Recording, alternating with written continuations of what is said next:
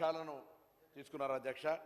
ఒకటేమో Telangana core urban రీజియన్గా ఇవాళ హైడ్రాకు సంబంధించి ఒక అంకురార్పణ తీసుకొని ముందుకు వస్తూ ఉన్నాం. దీనికి సంబంధించి గౌరవ సభ్యులు ఏం సలహాలు చెప్పినా స్వీకరిస్తాం. కానీ వారు కేంద్ర పార్టీకి సంబంధించినటువంటి కేంద్రంలో అధికారంలో పార్టీ శాసనసభ్యుడు హైదరాబాద్ నగరానికి సంబంధించి నిధులు తీసుకురావడానికి సంబంధించినటువంటి మాట ఒకటి కూడా మాట్లాడితే అది మాట్లాడితే బాగుంటుంది. రెండవది, ముఖ్యమంత్రి గారు తెలంగాణ సెమీ అర్బన్ రీజన్గా కూడా ఎక్కడైతే మనం రేపు త్రిపులార్ అనుకుంటా ఉన్నామో ఆ రీజనల్ రింగ్ రోడ్డు లోపల ఉన్న భాగాన్ని కూడా ఆ విధంగా నామకరణం చేస్తాం. దాని తదుపరి మొత్తం అంతా కూడా గ్రామీణ ప్రాంతంగా తెలంగాణ రూరల్ రీజనల్గా అదొక అభివృద్ధి చేయాలనే 3 అంచెలుగా దానికి సంబంధించినటువంటి ఆలోచన చేస్తున్నారు అధ్యక్ష. దాంతోపాటుగా ఈరోజు మీకు సంబంధం తెలుసు, గతంలో హైదరాబాద్కు సంబంధించి చారిత్రాత్మకంగా ఏ నిర్ణయం తీసుకున్నా అది గోదావరి ఫేజ్ 1 ఫేజ్ 2 కావచ్చు, కృష్ణా ఫేజ్ 1 ఫేజ్ 2 కావచ్చు, మనకు లేకపోతే మంజీరా వాటర్ కావచ్చు, హిమాయత్ సాగర్కి సంబంధించి నిజాం సాగర్ సంబంధించిన డ్రింకింగ్ వాటర్ మీద ఏ కార్యక్రమం తీసుకున్నా కాంగ్రెస్ ప్రభుత్వ హయాంలో మాత్రమే జరిగింది. ఈరోజు కూడా మళ్ళీ అంటే హైదరాబాద్లో రిక్వైర్మెంట్ ఉన్న ప్రతి ఎమ్మెల్డీ వాటర్ను మనం ఆనాడు మా ప్రభుత్వాలు ఏర్పాటు చేసినటువంటి అంశంలోనే నడుస్తామనేటువంటి మాట సందర్భంగా మనం చేస్తా ఉన్నాం. రింగ్ రోడ్డు కట్టినా, ఎయిర్పోర్ట్ కట్టినా, ఉస్మానియా హాస్పిటల్ కట్టినా, గాంధీ కట్టినా, నిమ్స్ కట్టినా, ఈరోజు కూడా మళ్ళీ ముఖ్యమంత్రి గారు ఎక్కడ ఈ స్వతంత్రం వచ్చి ఇన్ని రోజులైనా 10 సంవత్సరాలు తెలంగాణ రాష్ట్రం ఏర్పడ్డ తర్వాత ప్రభుత్వాలు వచ్చినా 141 పాయింట్స్ను వర్షాలు వచ్చినప్పుడు నీటి నిల్వగా పాయింట్స్ను గుర్తిస్తే అధికారులతో చర్చలు జరిపి ఆ వాటర్ స్టాగ్నేట్ని ఏ విధంగా తొలగించాలనే దానికి అక్కడనే దగ్గరలో ఉన్నటువంటి ప్రభుత్వ స్థలాల్లో, ఉదాహరణకు ఖైరతాబాద్ తీసుకుంటే అక్కడ ఉన్నటువంటి ట్రాన్స్పోర్ట్ ఆఫీస్ కావచ్చు, లేకపోతే ఇంకా షేర్లింగంపల్లి ఉన్నటువంటి కావచ్చు, అటువంటి 141 నాలా యొక్క జంక్షన్స్కు సంబంధించిన వాటర్ ఎక్కడైతే స్టాగ్నేట్ అవుతుందో దానికి సంబంధించిన నిర్ణయం తీసుకోవాలనే విధంగా చేస్తూ ఉన్నారు. ట్రాఫిక్ సంబంధించి కూడా ఒక కమిటీ వేసినారు. అదేవిధంగా మొట్టమొదటిసారి అధ్యక్ష 10 సంవత్సరాలు కావచ్చు నేను తెలంగాణ రాష్ట్రం ఏర్పడ్డ గురించి మాట్లాడుతున్నా, దానికంటే ముందు మాట్లాడతలేను. ఈ యొక్క హైడ్రాకు సంబంధించినటువంటి మాటతో పాటుగా డాగ్స్కు సంబంధించి కూడా 75% స్టెరిలైజేషన్ జరిగింది. ఎందుకంటే మేము చాలా సందర్భాల్లో మాట్లాడడం జరిగింది.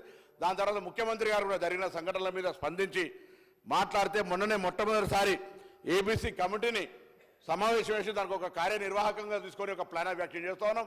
దాంతో పాటుగా ఎన్జిఓలతో కలిసి యానిమల్ బర్త్ కంట్రోల్ చేయడానికి ప్రయత్నం జరుగుతూ ఉంది.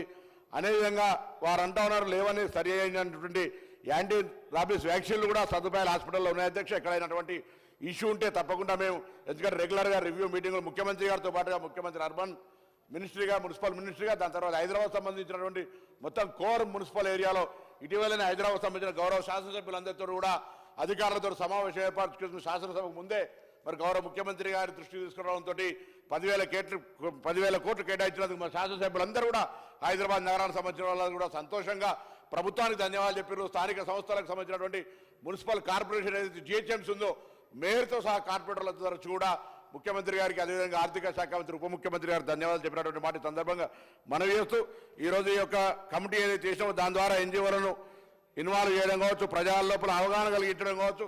యాక్చువల్గా ఇది సమస్య కూడా మూల కారణం వెతికితే మనం డస్ట్బిన్ రహిత హైదరాబాద్గా చేయాలనుకున్నాం. కుక్కలకు ఆహారం దొరికే పరిస్థితి లేదు. మనం ఎక్కడైనా కలెక్షన్ చేసుకుని వెళ్ళిపోతూ ఉండడం వల్ల సంఖ్యను వారికేమో బ్లూ క్రాస్ సంస్థలు అన్నీ కూడా జంతు హింసకు సంబంధించి లేదు, చంపడానికి వీల్లేదు, వారికి సంబంధించిన నియంత్రణ మాత్రమే చేయాల్సినటువంటి పరిస్థితి ఉన్నటువంటి ఈ సందర్భం లోపల మరి ప్రభుత్వం తరఫున అన్ని చేస్తా ఉన్నాం. మరి సెంట్రల్ గవర్నమెంట్ నుంచి కూడా సహకారం తీసుకొచ్చే ప్రయత్నం చేయాలని నేను వారి యొక్క ఫ్లోర్ లీడర్ మహేశ్వర్ రెడ్డి గారి ద్వారా కూడా ఈ సందర్భంగా కోరుతాను. హైదరాబాద్ సంబంధించి గౌరవ ముఖ్యమంత్రి గారు ఈ హైదరాబాద్ అనేది అందరిది, ఇక్కడ పడేటువంటి విషయం లోపల మనం కృష్ణా వాటర్ తెచ్చినా, గోదావరి వాటర్ తెచ్చినా, నిన్ననే మళ్ళీ క్యాబినెట్ కూడా గోదావరి నుంచి ఆనాడు 30 టీఎంసీలు తీసుకున్న దానిలో భాగంగా మిగతా టీఎంసీ వాటర్ కూడా నిన్న నిర్ణయం తీసుకొని నిధుల సేకరణకు సంబంధించిన కార్యక్రమం తీసుకున్నారు. గౌరవ ముఖ్యమంత్రి గారు కూడా ఇంతకుముందు హరీష్ గారు చెప్పినట్టుగా ట్రాన్స్పోర్ట్కి సంబంధించినటువంటి ఒక పబ్లిక్ ట్రాన్స్పోర్ట్ సిస్టమ్ చేసే విధంగా నేను గౌరవ ముఖ్యమంత్రి గారు, అదేవిధంగా ఐటీ మినిస్టర్ గారు యూఎస్కి వెళ్తా ఉన్నారు. నేను వారికి విజ్ఞప్తి చేస్తా ఉన్నాను. నేను మొన్న యూఎస్కి వెళ్ళినప్పుడు న్యూజెర్సీలో ఉన్నటువంటి యూఎస్ ట్రాన్సిట్ సిస్టమ్ వాళ్ళందరితో కూడా సమావేశం కాగలిగినాం. మీరు కూడా దయచేసి దానికి కొనసాగింపుగా US transport system local body ఎట్లా లోకల్గా ట్రాన్స్పోర్ట్ సిస్టమ్ ఉందో దాన్ని చేసినట్టయితే ఇక్కడ పబ్లిక్ ఎటువంటి ఇబ్బంది లేకుండా మనం ట్రాన్స్పోర్ట్ సిస్టమ్ మెరుగుపరచగలుగుతాం అనేటువంటి మాట కూడా ఈ సందర్భంగా మనం చేస్తూ ఉన్నాం. ఈరోజు మంజీరా నుంచి 45 MGD వాటర్తో పాటుగా సింగూరు కావచ్చు, కృష్ణా ఫేజ్ 1 కింద 90 MGD, కృష్ణా ఫేజ్ 2 కింద 90 MGD, కృష్ణా ఫేజ్ 2 కింద 3 కింద అదేవిధంగా గోదావరి ఫేజ్ కింద 170 MGD అధ్యక్ష. ఈరోజు హైదరాబాద్ సంబంధించి మీ అందరూ తెలుసు, ఫోటోలు వేసుకొని ఈరోజు ఒకటే కార్యక్రమం చెప్తా ఉన్నాం.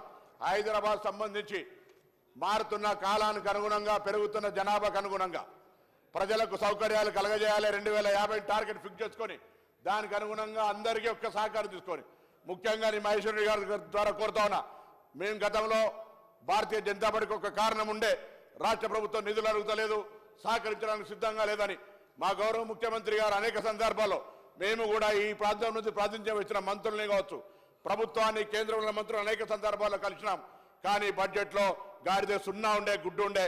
ఇప్పుడైనా భవిష్యత్తు లోపల కేంద్రం నుంచి హైదరాబాద్ సంబంధించి దాంతో పాటుగా అర్బన్ సెమీ అర్బన్ కావచ్చు, రూరల్ కావచ్చు, 3 రీజన్లకు సంబంధించినటువంటి ప్రత్యేక నిధులు తీసుకొచ్చే విధంగా కేంద్రాన్ని ఒప్పించాల్సినటువంటి బాధ్యత మీ ఉందనే మాట సందర్భంగా కోరుతూ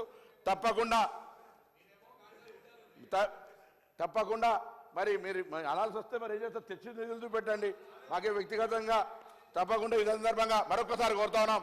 హైదరాబాద్కి షాన్ బ్రాండ్ ఇమేజ్కి దెబ్బతలగకుండా ఎవరైనా చేయొచ్చు.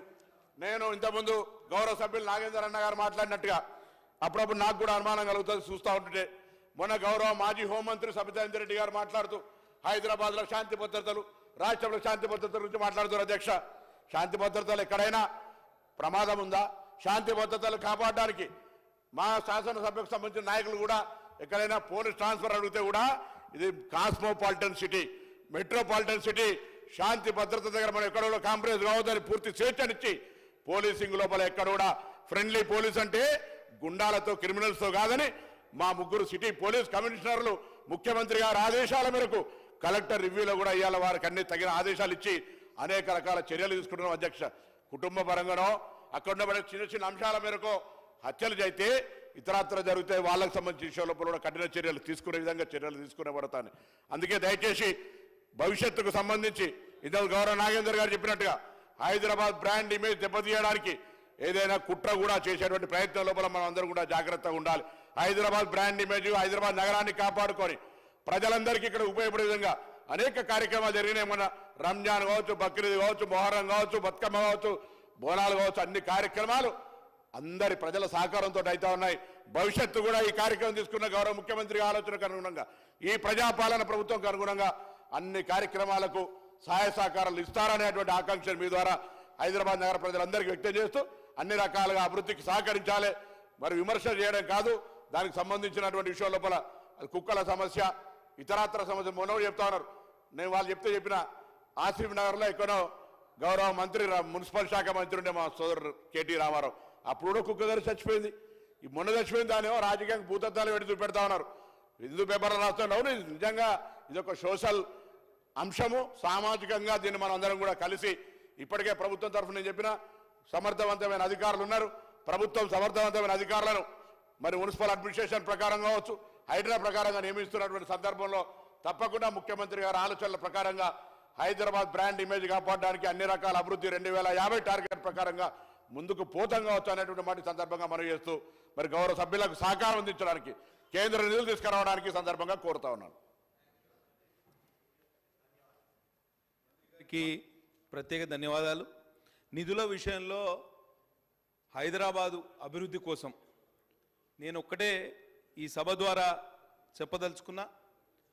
తెలంగాణ ప్రజానీకానికి ప్రత్యేకించి హైదరాబాదు ప్రజలకు నేను చెప్పేది ఒక్కటే, ప్రభుత్వం ఎటువంటి ప్రతిపాదనలు చేసినా వాటిని సానుకూలంగా పరిశీలించి వాటి